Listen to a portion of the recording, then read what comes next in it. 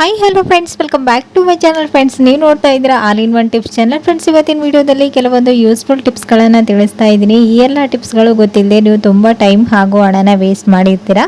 So friends, ಬನ್ನಿ ಹಾಗಾದರೆ ತಡ ಮಾಡ್ತೇನೆ ಈ ಎಲ್ಲ ಟಿಪ್ಸ್ಗಳು ಯಾವಂತೇಳಿ ನೋಡ್ಕೊಂಡು ಬರೋಣ. ವಿಡಿಯೋನ ಎಲ್ಲಿ ಸ್ಕಿಪ್ ಮಾಡ್ತೀನಿ ನೋಡಿ, ಈ ಎಲ್ಲ ಟಿಪ್ಸ್ಗಳು ನಿಮಗೆ ಖಂಡಿತ ಯೂಸ್ಫುಲ್ ಆಗುತ್ತೆ, ಓಕೆನಾ. ಸೊ ಫ್ರೆಂಡ್ಸ್, ಬನ್ನಿ ಹಾಗಾದರೆ ತಡ ಮಾಡ್ತೀನಿ. ಮೊದಲೇ ಟಿಪ್ ಯಾವುದಂತೇಳಿ ನೋಡ್ಕೊಂಡು ಬರೋಣ. ಕಂಚಿನ ಪಾತ್ರೆಗಳು ಒಂದು ಸ್ವಲ್ಪ ಎಲ್ಲಾದರೂ ಕೈ ಜಾರಿ ಕೆಳಗೆ ಬಿದ್ದರೆ ಸಾಕು, ಒಡೆದೋಗಿ ನೀರೆಲ್ಲ ಸೋರೋದಕ್ಕೆ ಸ್ಟಾರ್ಟ್ ಆಗುತ್ತೆ. ಸೊ ಅವಾಗ ಅದನ್ನ ರಿಯೂಸ್ ಮಾಡೋದೇ ಆಗೋದಿಲ್ಲ. ಸೊ ಅವಾಗ ಇದನ್ನ ಹೇಗೆ ನಾವು ರಿಯೂಸ್ ಮಾಡ್ಕೊಳ್ಳೋದು ಅಂತೇಳಿ ತೋರಿಸ್ತಾ ಇದ್ದೀನಿ. ನೋಡ್ತಾ ಇದ್ರೆ ಈ ರೀತಿ ನಮಗೆ ಮಾರ್ಕೆಟಲ್ಲಿ ಸಿಗುತ್ತೆ. ಎಮ್-ಸೀಲ್ ಅಂದರೆ ಕೊಡ್ತಾರೆ, ಶಾಪ್ಗಳಲ್ಲೆಲ್ಲ ಸಿಗುತ್ತೆ. ಈ ಒಂದು ಎಮ್-ಸೀಲನ್ನು ತಗೊಂಡು ಈ ರೀತಿ ಎರಡು ಪ್ರಾಡಕ್ಟಲ್ಲಿ ಬರುತ್ತೆ, ವೈಟ್ ಒಂದು, ಬ್ಲ್ಯಾಕ್ ಒಂದು.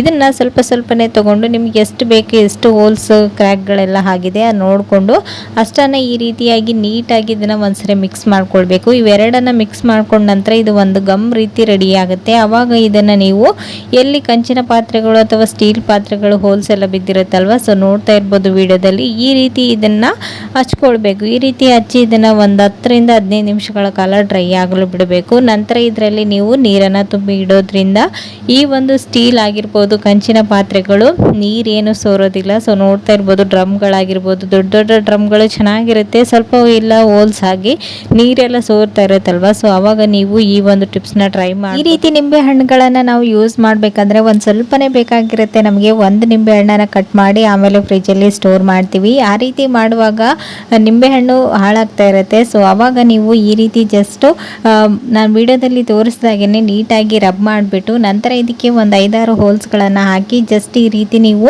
ಗಟ್ಟಿಯಾಗಿ ಹಿಂಡ್ಕೊಳ್ಳೋದ್ರಿಂದ ಇದರಲ್ಲಿರ್ತಕ್ಕಂಥ ರಸನ ನೀವು ಸ್ವಲ್ಪನೇ ಯೂಸ್ ಮಾಡ್ಬೋದು.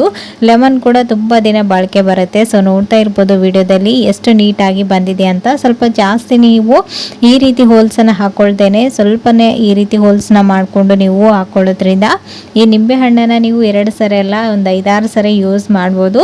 ಸೊ ವೇಸ್ಟ್ ಆಗೋದಿಲ್ಲ. ಸೊ ಈ ಒಂದು ಟಿಪ್ಸ್ ಕೂಡ ಖಂಡಿತ ಯೂಸ್ಫುಲ್ ಆಗುತ್ತೆ, ಟ್ರೈ ಮಾಡಿ ನೋಡಿ, ಓಕೆನಾ. ಸೊ ನೆಕ್ಸ್ಟ್ ಟಿಪ್ ಬಂದು ಇಲ್ಲಿ ನೋಡ್ತಾ ಇರ್ಬೋದು, ಈ ರೀತಿ ಬೆಂಡೆಕಾಯಿ ಆಗಿರ್ಬೋದು, ಯಾವುದೇ ವೆಜಿಟೇಬಲ್ಸ್ ಆಗಿರ್ಬೋದು, ಒಂದ್ಸಲ ನಾವು ತಂದು ಔಟ್ಸೈಡ್ ಇಟ್ಬಿಟ್ರೆ ಇದು ಫ್ರೆಶ್ನೆಸ್ ಹಾಳಾಗ್ಬಿಡುತ್ತೆ. ಈ ರೀತಿ ಮುದುಡಿ ಥರ ಆಗಿಬಿಟ್ಟಿರುತ್ತೆ. ಸೊ ಇದನ್ನು ಮತ್ತೆ ಮೊದಲಿನ ಥರ ಹೇಗೆ ಫ್ರೆಶ್ ಆಗಿ ಮಾಡ್ಕೊಳ್ಳೋದು ಅಂತೇಳಿ ತೋರಿಸ್ತಾ ಇದ್ದೀನಿ. ನೋಡ್ತಾ ಇದ್ರೆ ಇದನ್ನು ನಾನು ಒಂದು ಬೌಲಲ್ಲಿ ಹಾಕ್ಕೊಂಡು ಬೆಂಡೆಕಾಯಿ ಮೇಲ್ಗಡೆ ಐಸ್ ಕ್ಯೂಬ್ಗಳನ್ನು ಹಾಕ್ತಾ ಇದ್ದೀನಿ. ಇದೇ ರೀತಿ ನೀವು ದೊಣ್ಣೆ ಮೆಣಸಿನ್ಕಾಯಿ ಆಗಿರ್ಬೋದು, ಯಾವುದೇ ವೆಜಿಟೇಬಲ್ಸ್ ಆಗಿರ್ಬೋದು, ಈ ರೀತಿ ಬಾಡಿ ಹೋಗಿದ್ರೆ ಅದರಲ್ಲಿ ಈ ರೀತಿ ಐಸ್ ಕ್ಯೂಬ್ಗಳನ್ನು ಹಾಕಿ ಜಸ್ಟ್ ಒಂದು 2 ಮಿನಿಟ್ಸ್ ಇಲ್ಲ 3 ಮಿನಿಟ್ಸ್ ಹಾಗೇನೆ ಬಿಟ್ಬಿಡ್ಬೇಕು. ಆ ರೀತಿ ಮಾಡೋದ್ರಿಂದ ಬಾಡಿ ಹೋಗಿರುವಂಥ ಯಾವುದೇ ಸೊಪ್ಪುಗಳಾಗಿರ್ಬೋದು, ಈ ರೀತಿ ಬೆಂಡೆಕಾಯಿ ಆಗಿರ್ಬೋದು, ಕ್ಯಾಪ್ಸಿಕಮ್ ಆಗಿರ್ಬೋದು, ನೀಟಾಗಿ ಮತ್ತೆ ಮೊದಲಿನ ಥರ ಫ್ರೆಶ್ ಆಗುತ್ತೆ. ಸೊ ಇಲ್ಲಿ ನೋಡ್ತಾ ಇರ್ಬೋದು 1-2-3 ಮಿನಿಟ್ಸ್ ಆದ ನಂತರ ತೋರಿಸ್ತಾ ಇದ್ದೀನಿ. ಮೊದಲು ಬೆಂಡೆಕಾಯಿ ತುಂಬಾ ಬಾಡಿ ಹೋಗಿತ್ತು, ಇವಾಗ ಐಸ್ ಕ್ಯೂಬ್ ಇರುವಂಥ ನೀರಲ್ಲಿ ಹಾಕಿ 3 ಮಿನಿಟ್ಸ್ ಬಿಟ್ಟಿದ್ದೀನಿ, ಎಷ್ಟು ನೀಟಾಗಿ ಫ್ರೆಶ್ ಆಗಿದೆ ಅಂತ. ಸೊ ಈ ರೀತಿ ಒಂದ್ಸರಿ ಟ್ರೈ ಮಾಡಿ ನೋಡಿ, ಖಂಡಿತ ಯೂಸ್ಫುಲ್ ಆಗುತ್ತೆ, ಓಕೆನಾ. ಸೊ ನೆಕ್ಸ್ಟ್ ಟಿಪ್ ಬಂದು ಇಲ್ಲಿ ನೋಡ್ತಾ ಇರ್ಬೋದು, ಈ ರೀತಿ ವಾಟರ್ ಬಾಟಲ್ಗಳಾಗಿರ್ಬೋದು ಅಥವಾ ಗಾಜಿನ ಪಾತ್ರೆಗಳು ನಾವು ಕೆಳಗಡೆಯಿಂದ ವಾಶ್ ಮಾಡ್ಕೊಳ್ಳೋಕ್ಕಾಗುತ್ತೇನೆ ಏನಾಗ್ತಾ ಇರುತ್ತೆ, ಅದು ಪಾಚಿ ಕಟ್ತಾ ಇರುತ್ತೆ. ಸೊ ಅದನ್ನು ಯಾವ ರೀತಿ ಕ್ಲೀನ್ ಮಾಡ್ಕೊಳ್ಳೋದು ತಿಳಿಸಿ ಅಂತ ಕೇಳಿದ್ರಿ. ಸೊ ಹಾಗಾಗಿ ಈ ಒಂದು ಟಿಪ್ಸ್ನ ತಿಳಿಸ್ತಾ ಇದ್ದೀನಿ. ನೋಡ್ತಾ ಇದ್ರೆ ಈ ರೀತಿ ಉದ್ದ ಇರುವಂತಹ ಸ್ಪೂನ್ ಅಥವಾ ಯಾವುದಾದ್ರೂ ಕಟ್ಗೆನ ತಗೊಳ್ಳಿ, ಅದಕ್ಕೆ ಈ ರೀತಿ ಸ್ಕ್ರಬ್ಬರ್ನ ಈ ರೀತಿ ಒಂದು ರಬ್ಬರ್ ಬ್ಯಾಂಡ್ನಿಂದ ಹಾಕ್ಕೊಂಡು ನಂತರ ನೀವು ನಾವು ವಿಡಿಯೋದಲ್ಲಿ ತೋರಿಸಿದಾಗೇ ಬಾಟಲ್ ಒಳಗಡೆ ಒಂದು ಸ್ವಲ್ಪ ನೀರು ಹಾಗೆ ಡಿಟರ್ಜೆಂಟ್ ಪೌಡರ್, ಒಂದು ಸ್ವಲ್ಪ ಸಾಲ್ಟನ್ನು ಹಾಕಿ ಈ ಬ್ರಷನ್ನು ನೀಟಾಗಿ ನೀವು ಮೇಲೆ ಕೆಳಗೆ ಮಾಡಿ ನೀಟಾಗಿ ಉಜ್ಕೊಂಡ್ರೆ ಸಾಕು.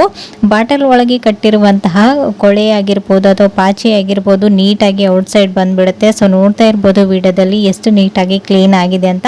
ಗ್ಲಾಸಿನ ಜಾರ್ಗಳು ಕೂಡ ಅಷ್ಟೇ, ಕೆಳಗಡೆ ಭಾಗದಲ್ಲಿ ಒಂದೊಂದು ಸರಿ ಪಾಚಿ ಎಲ್ಲನೂ ಕಟ್ಬಿಟ್ಟಿರುತ್ತೆ, ಅದನ್ನು ಕ್ಲೀನ್ ಮಾಡ್ಕೊಳ್ಳೋದಕ್ಕೆ ಕೈ ಅಲ್ಲಿಗೆ ಹೋಗ್ತಾನೆ ಇರೋದಿಲ್ಲ. ಸೊ ಅವಾಗ ನೀವು ಈ ಒಂದು ಟಿಪ್ಸ್ನ ಟ್ರೈ ಮಾಡ್ಬೋದು. ಸೊ ನೋಡ್ತಾ ಇರ್ಬೋದು ಬಾಟಲ್ನ ಇವಾಗ ವಾಶ್ ಮಾಡಿಕೊಂಡು ಬಂದು ತೋರಿಸ್ತಾ ಇದ್ದೀನಿ, ಎಷ್ಟು ನೀಟಾಗಿ ಶೈನಿಂಗ್ ಆಗಿ ಕಾಣಿಸ್ತಾ ಇದೆ ಅಂತ. ಸೊ ಈ ಒಂದು ಟಿಪ್ಸ್ ಕೂಡ ಖಂಡಿತ ಯೂಸ್ಫುಲ್ ಆಗುತ್ತೆ, ಒಂದ್ಸರಿ ಟ್ರೈ ಮಾಡಿ ನೋಡಿ, ಓಕೆನಾ. ಸೊ ನೆಕ್ಸ್ಟ್ ಟಿಪ್ ಬಂದು ಇಲ್ಲಿ ನೋಡ್ತಾ ಇರ್ಬೋದು, ವೆಜಿಟೇಬಲ್ಸ್ನ ನಾವು ಕಟ್ ಮಾಡಿ ಫ್ರೈ ಮಾಡ್ಕೊಳ್ಬೇಕಾದ್ರೆ ಒಂದೊಂದು ಸರಿ ತುಂಬಾ ಟೈಮ್ ಹಿಡಿತಾ ಇರುತ್ತೆ. ಮಕ್ಕಳ ಲಂಚ್ ಬಾಕ್ಸ್ ರೆಡಿ ಮಾಡ್ಕೊಳ್ಬೇಕಾದ್ರೆ ನಾವು ಪಲಾವ್ ಮಾಡ್ತಾ ಇರ್ತೀವಿ, ವೆಜಿಟೇಬಲ್ಸ್ ಬೇಗನೆ ಕುಕ್ ಆಗ್ತಾ ಇರಲ್ಲ. ಸೊ ಅವಾಗ ಏನು ಮಾಡ್ಬೇಕಂತೇಳಿ ತೋರಿಸ್ತಾ ಇದ್ದೀನಿ. ಅದಕ್ಕೇನು ಮಾಡೋದು ಬೇಕಾಗಿಲ್ಲ, ಜಸ್ಟ್ ನೀವು ಈ ರೀತಿ ಆಯಿಲಲ್ಲಿ ಹಾಕಿ ಸ್ವಲ್ಪ ಹೊತ್ತು ಫ್ರೈ ಮಾಡಿದ ನಂತರ ಸಾಲ್ಟನ್ನು ಸೇರಿಸ್ಕೊಳ್ಳಿ. ಮೊದಲಿಗೆ ಸಾಲ್ಟನ್ನು ಸೇರಿಸ್ಕೊಂಡ್ರೆ ವೆಜಿಟೇಬಲ್ಸ್ ಯಾವುದಿದೆ ಅಲ್ವಾ, ಎಷ್ಟು ಹಾರ್ಡ್ ಇರುವಂಥ ವೆಜಿಟೇಬಲ್ಸ್, ಕ್ಯಾರೆಟ್ ಆಗಿರ್ಬೋದು, ಕುಕುಂಬರ್ ಆಗಿರ್ಬೋದು, ಬೇಗನೆ ಕುಕ್ ಆಗಿಬಿಡುತ್ತೆ. ಮತ್ತು ವೆಜಿಟೇಬಲ್ಸ್ ಈ ರೀತಿ ಸಾಲ್ಟನ್ನು ಸೇರಿಸ್ಕೊಂಡು ಆಯಿಲಲ್ಲಿ ಫ್ರೈ ಮಾಡ್ಕೊಳ್ಳೋದ್ರಿಂದ ಸೊ ನೀವು ಬೇಗನೆ ಮಕ್ಕಳಿಗೆ ಇನ್ ಟೈಮಲ್ಲಿ ಲಂಚ್ ಬಾಕ್ಸ್ನ ರೆಡಿ ಮಾಡ್ಬೋದು. ಸೊ ಈ ಒಂದು ಟಿಪ್ಸ್ ಕೂಡ ಖಂಡಿತ ಯೂಸ್ಫುಲ್ ಆಗುತ್ತೆ, ಟ್ರೈ ಮಾಡಿ ನೋಡಿ, ಓಕೆನಾ. ಸೊ ಫ್ರೆಂಡ್ಸ್, ನೋಡಿದ್ರಲ್ವಾ ಇವತ್ತಿನ ಈ ಎಲ್ಲ ಟಿಪ್ಸ್ಗಳು ನಿಮಗೂ ಕೂಡ ಖಂಡಿತ ಯೂಸ್ಫುಲ್ ಆಯ್ತು ಅಂತ ಅಂದ್ಕೊಂಡಿದ್ದೀನಿ. ಯೂಸ್ಫುಲ್ ಆದರೆ ಪ್ಲೀಸ್ ಒಂದು ಲೈಕ್ ಕೊಡೋದನ್ನು ಮರಿಬೇಡಿ. ಮತ್ತು ನಾಳೆ ಹೊಸ ಟಿಪ್ಸ್ಗಳೊಂದಿಗೆ ಮತ್ತೆ ನಿಮ್ಮನ್ನ ಮೀಟ್ ಮಾಡ್ತೀನಿ ಫ್ರೆಂಡ್ಸ್. ಅಲ್ಲಿವರೆಗೂ ಟೇಕ್ ಕೇರ್, ಬಾಯ್.